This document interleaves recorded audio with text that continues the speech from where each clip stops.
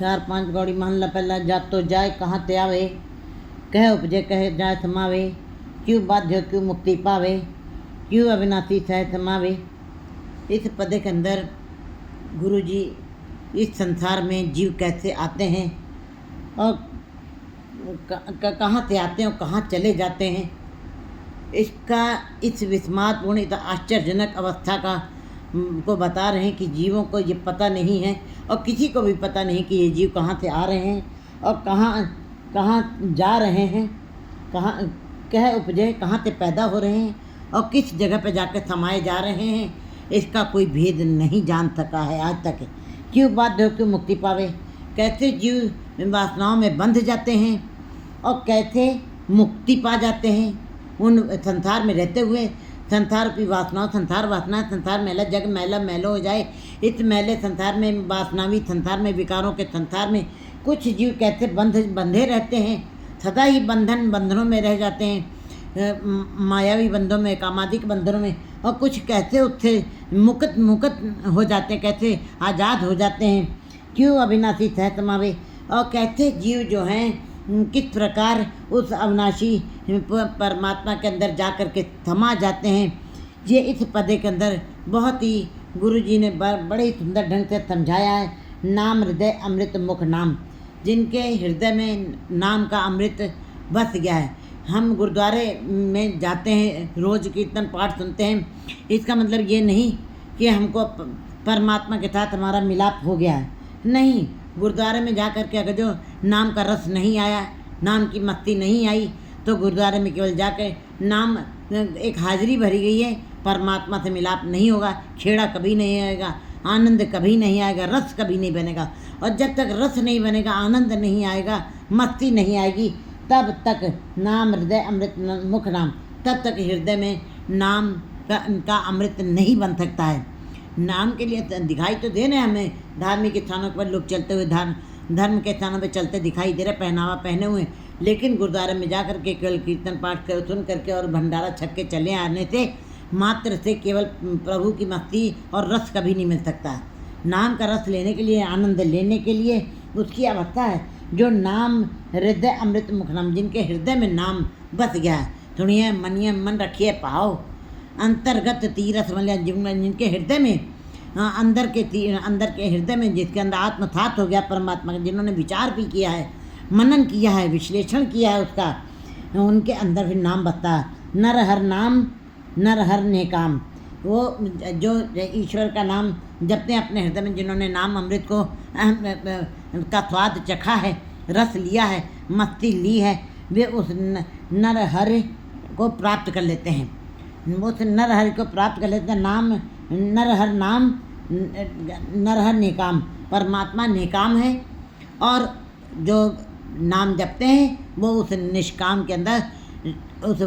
परमात्मा निष्कामी के अंदर एक रूप हो जाते हैं। रहो सहजे आवे सहजे जाए, कौन है जो सहज में आते हो, सहज में समा जाते। सहज मैंने अपने आप ही आए हैं और अपने आप ही जा रहे हैं, मतलब कि कोई क्रिया अपने आप हो रही है। भोजन, भूख लगी है तो भोजन अपने आप अंदर जा रहा है, लेकिन भोजन, संसार की भूख जो है, केवल 2 रोटी हमने खाई, 3 रोटी खाई, उसके बाद अपने आप ही अंदर ग्रास नहीं जा रहा है, अब पेट भर गया है, प्यास लगी, पानी 2 गिलास पी लिया, तीसरा नहीं पी सकते हैं। लेकिन जिनके अंदर नाम की प्यास जग गई है, कहते हैं सहजे आवे सहजे जाए, जो सहज अवस्था में आ गए हैं, जिनके मन में टिकाव आ गया है, उन्होंने वो परमात्मा के नाम का सदा ही रस चखते रहते हैं। वो रस कभी ख़त्म नहीं होता, वो भूख कभी ख़त्म नहीं होती है, वो प्यास कभी ख़त्म नहीं होती है, वो उसी के अंदर सहज में ही रहते हैं, अपने मन को टिकाए रहते हैं। सहजे जाए, और टिकाऊ अवस्था में, स्थिर अवस्था में ही, हलूण अवस्था में, समाधित अवस्था में ही चले जाते हैं, क्योंकि उनके जीवन में उन्होंने अपनी समस्याओं को ख़त्म कर दिया। कामनाओं आशाओं से ऊपर उठ करके उन्होंने परमात्मा के नाम को अपने हृदय में स्थिर किया। मन ते उपजे मन माहे समाए, मन के उपजे, मन में उपजने वाली वासनाएं उन्होंने नाम के द्वारा ख़त्म कर दी हैं। जो मन में उठने वाली वासनाएं, कामनाएं, तृष्णाएं, उन्होंने जिन्होंने नाम जपा है, हृदय से रस लिया, मस्ती में जो वे उसी में वासनाएं खत्म हो जाती हैं। गुरुमुख मुक्तो बंध न पावे। गुरुमुख जीव जो हैं, जो गुरु की तरफ उन्मुख हैं, जो गुरु के समक्ष बैठे हुए हैं, गुरु के समक्ष बैठ मानना, गुरु के शब्द के साथ जुड़ना, गुरु के उपदेशों को मानना, वही गुरुमुख कहलाते हैं। जिन्होंने गुरु के उपदेशों को माना है, उनकी शिक्षाओं के ऊपर चले हैं और अपने जीवन को गुरु के शब्द के साथ ही सफल किया है, उनको गुरुमुख कहा जाता है। और मनमुख जी जो मायावी हैं, जो मूर्छित हैं, जो अज्ञानी हैं, जो आंखें होते हुए भी उसको देख नहीं पा रहे हैं, उनकी ये इंद्रियां संसार में ही लगी हुई हैं, आंखें संसार देख रही हैं, रचना संसार की बातें करी, ऐसे जीवों को मायावी जीव कहा जाता है, मनमुखी। लेकिन गुरुमुख जीव जो हैं, मुक्ते बंध न पावे। गुरुमुख जीवों के ऊपर ये काम क्रोध लोभ अहंकार जो बंधन डालने वाले हैं, जीव को प्रीतम से मिलने नहीं देते हैं, उनके ऊपर ये बंधन कोई प्रभाव नहीं डाल पाते, कोई चोट नहीं कर पाते हैं। शब्द विचार छूटे हरनाएं, और वो शब्द के विचार से मुक्त हो जाते, स्वतंत्र हो जाते हैं हरि का नाम जप करके। तरवर पंछी बहु निस्वार्थ, सुख दुखिया मन मोह विलास। कहते हैं जैसे पक्षी जो हैं सवेरे चींची करते जाते हैं और शाम को चींची करते अपने वृक्षों के ऊपर आकर, पत्तों के ऊपर आकर के सो जाते हैं, विश्राम कर लेते हैं। तरवर पंखी इसी प्रकार बहु निस्वार्थ, इसी प्रकार रोज ही रोज रात में आकर के वो सोते हैं और सवेरे चींची करके आनंद में भोजन की खोज में चले जाते हैं। इसी प्रकार जो गुरुमुख जी में है, वो इस संसार को बिल्कुल तरवर की तरीके से नश्वर समझते हैं कि ये संसार एक मुसाफिर खाना है। ये पेड़ों के ऊपर जैसे पक्षी निवास करते, वैसे ही हमारा भी ये जीवन एक रात्रि का, क्योंकि जीवन एक रात्रि है, जीवन एक काली रात है। और जब प्रभात हो जाएगा, काली हुफुन तौले आए, तब तुमको संसार से जाना ही पड़ेगा। तब ऐसे उन जीवों के बात की समझ आ जाती है कि हम भी संसार में मुसाफिर बन के आए हैं, एक रात के लिए आए हैं, सुख दुखिया मन मोह विड़ात। और वे गुरुमुख जीव जो हैं सुखी होकर के अपने जीवन को बिताते हैं, और दुख जो है, जिनके अंदर मोह है, ये विकारों से जो मुक्त नहीं हुए, वो सदा ही दुखी रहते हैं। और ऐसे जीव सदा ही सुख दुखिया मन मोह विलास, ऐसे जीव जिनके अंदर से मोह खत्म हो गया है और विकार खत्म हो गए, वो सदा सुखी रहते हैं, सदा ही सुखी रहते हैं। साँझ बिहाग तके आगात, जैसे ही साँझ बीत हो जाती है, सवेरा हो जाता है, पक्षी जो है आकाश माने प्रकाशमान आकाश को देखने लगते हैं, जहाँ पे सूरज की किरण निकली है और प्रकाश ही प्रकाश हो गया है, उजेला ही उजेला हो गया है, अंधकार खत्म हो गया, रात्रि बीत गई है। दैत्य तावे कर्म लिख्यात, जीव तो फिर भी रात्रि बीती है, अपने पक्षी सवेरे उठ करके चींची करते हुए, सूरज की किरण निकली नहीं कि वो भोजन की तलाश में चींची करते, आकाश को देखते हुए, प्रकाश को देखते हुए, सूरज की किरणों को देखते हुए अपने भोजन की तलाश में खुशी खुशी चल देते हैं। लेकिन ये जीव जो मनुष्य हैं, जीव हैं, ये सारा जीवन रात दिन दैत्य तावत कर्म लिख्यात, अपने लिखे गए कर्मों के अनुसार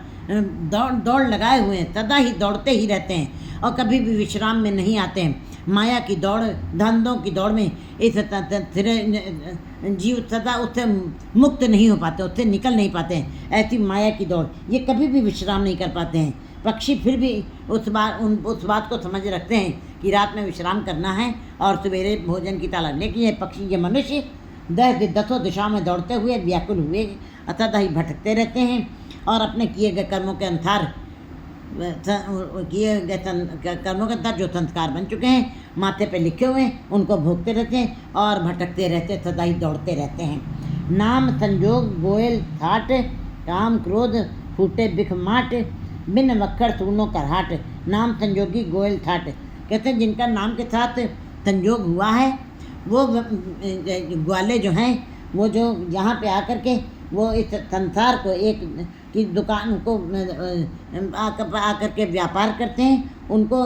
ये संसार मुसाफिर खाना नज़र आता है। लेकिन बिन वक्खर सूनो करहाट, कहते हैं काम क्रोध बिख फूटे माटे, जो नाम संजोगी गोयल थाट, जिन्होंने के नाम के साथ संजोग कर दिया है, नाम के साथ जिन्होंने अपने को रिश्ता जोड़ा, गुरु के शब्द के साथ जिन्होंने अपने को जोड़ लिया है, गोयल थाट, वे संसार में आकर के काम क्रोध फूटे बिखमाट, उन्होंने इस संसार में आकर के अपने विकारों का क्रोध लोभ मोह अहंकार रूपी पाप रूपी घड़े को फोड़ दिया है। फूटे बिख माट, विकारों का मटका उनका फूट गया है।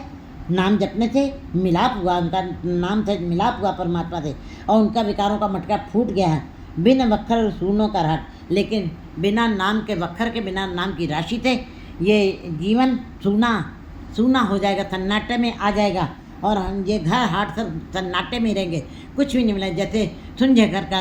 पाहुना, जैसे खाली घर में कोई मेहमान आ जाए उसको कुछ प्राप्त नहीं होता है, इसी प्रकार सन्नाटे वाले घर में जहाँ पे ताले बंदे, वहाँ पे कौवा भी खाली चला जाता है, उसको एक तिनका भी टोंट में नहीं मिलता है। इसी प्रकार जिनके अंदर परमात्मा के नाम नहीं है, बिन वक्खर सूनों का रट, जिनके अंदर परमात्मा के नाम का वक्खर राशि पूंजी इकट्ठी की है, उनके हृदय रूपी घर सदा ही सन्नाटे में रहता है। गुर मिल खोल बजर कपाट, लेकिन अगर जो परमात्मा वो अपनी कृपा कर देता है और गुरु के साथ मिलाप करा देता है, गुरु के शब्द के साथ फिर जीव जुड़ जाते हैं, तब मिल खोले बजर कपाट, तब गुरु के साथ मिल करके उनके बजर कपाट जो बिल्कुल जो कान कभी खुले नहीं, जैसे कि सांप को सुनाई नहीं देता, बजर कपाट, ऐसे ही मनुष्य जो मायावी जीव हैं, जिनको समझ नहीं है, जिन्होंने मनुष्य जन्म सन्नाटे में गुजार दिया है, जिनका हृदय रूपी घर खाली है सन्नाटे में, फिर अगर जो गुरु के साथ मिलाप हुआ है, शब्द के साथ मिलाप हुआ है, तब गुरु मिल खोल बिन वक्खर सूनों का रहाट, गुरु मिल खोले बजर कपाट, और गुरु के साथ मिल कर के ये कड़े जो ताले लगे हुए थे अंदर, बहुत कठोर ताले लगे हुए थे, किले बंद थे, सारे किला बंद था, ताले लगे हुए थे, वो अपने आप ही टूट के गिर गए गुरु के शब्द के साथ। ये विकास पूंजी गुरु से पाई, पूंजी गुरु के पास है, और जब गुरु के साथ कोई जुड़ जाता है, ये सारे अपने आप ही ताले, कड़े ताले जो बंद थे वो टूट जाते हैं, गिर जाते हैं। साधु मिले पूरब संजोग, लेकिन साधुओं के साथ मिलाप, गुरु के साथ मिलाप, ये पूरब संजोग, पूरब लिखे कहता परा पूर्वला अंकुर जाग गया, तब राम नाम मन लग गया, तब कहीं जाकर के मिलाप होता है। पिछले जन्म में जब आपका संजोग अच्छा होता है, लिखा होता है, तब गुरु के साथ मिलाप होता है, साधु के साथ मिलाप होता है। सच रहते पूरे हर लोग, और सच के साथ ही जो जीव जुड़े हुए हैं वे ही पूरे हैं, वे ही हरि के लोग कहलाते हैं। और मन तन दे ल सहज वाय, और ऐसे जीव फिर मन और तन थे, तन दोनों ही अर्पण कर देते हैं गुरु के समक्ष। मन तन दे ल सहज वाय, सहज ही अपने आप ही मन और तन अपने गुरु के आगे समर्पित कर देते हैं, शरीर को भी अर्पण कर देते हैं, मन को भी अर्पण कर, मन बेचे सतगुरु के पास, तिस सेवक के कार्य रास,